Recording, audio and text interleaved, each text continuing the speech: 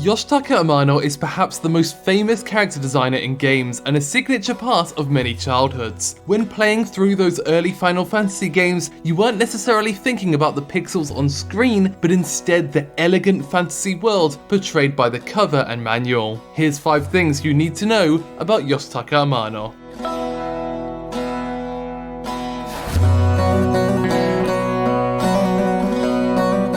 Being a character designer, Yoshitaka Amano works across many different media, but it's very rare that his initial designs actually retain their look by the end. Most famously, there has never been a Final Fantasy game that actually looks like his work. And of course, he's well aware of this. Recently, he worked as character designer on a new anime called Gibiate, and once again, the anime designs look very different to what he envisioned at the start. But in an interview for Anime Expo, he said that it doesn't bother him, and instead he sees his job as setting the stage, and then the animators will redraw his designs to suit their abilities.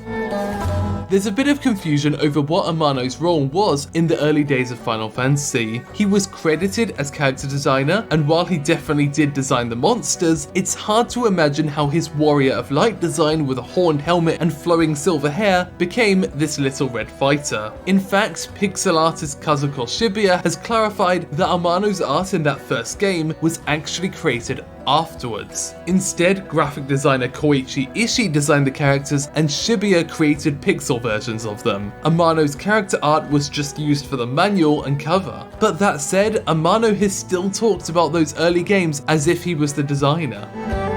The problem may lay in the fact that Yoshitaka Amano doesn't actually remember a lot of the specific roles he took on in the past. For instance, there are some designs that he drew that he can't remember what particular game it was for, and while he says he can't remember his thought process when designing the Chocobos and Moogles, he actually didn't design either of them. It was a long time ago, but we have a habit of attributing a lot of things to Yoshitaka Amano just because he's the most famous name, and we forget about people like Koichi Ishii and Hiromichi Tanaka who actually designed the Chocobo and Moogle respectively.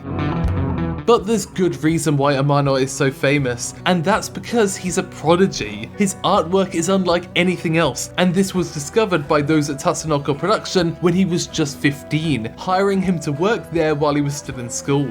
And like he's been doing his entire career, he started out as a character designer, creating some of the studio's most iconic characters like the cast of Yataman, Gatchaman, and Time Bokan. He continued his career in the anime industry as well, eventually co-creating Angel's Egg alongside Mamoru Oshii. In fact, this film is the closest his designs have gotten to appearing unaltered in animation.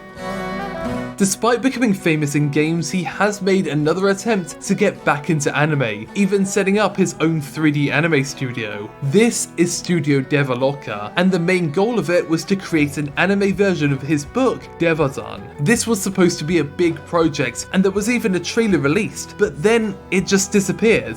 You can still buy the book with all of Amano's capabilities as both a storyteller and artist, but it looks like the anime just wasn't meant to be.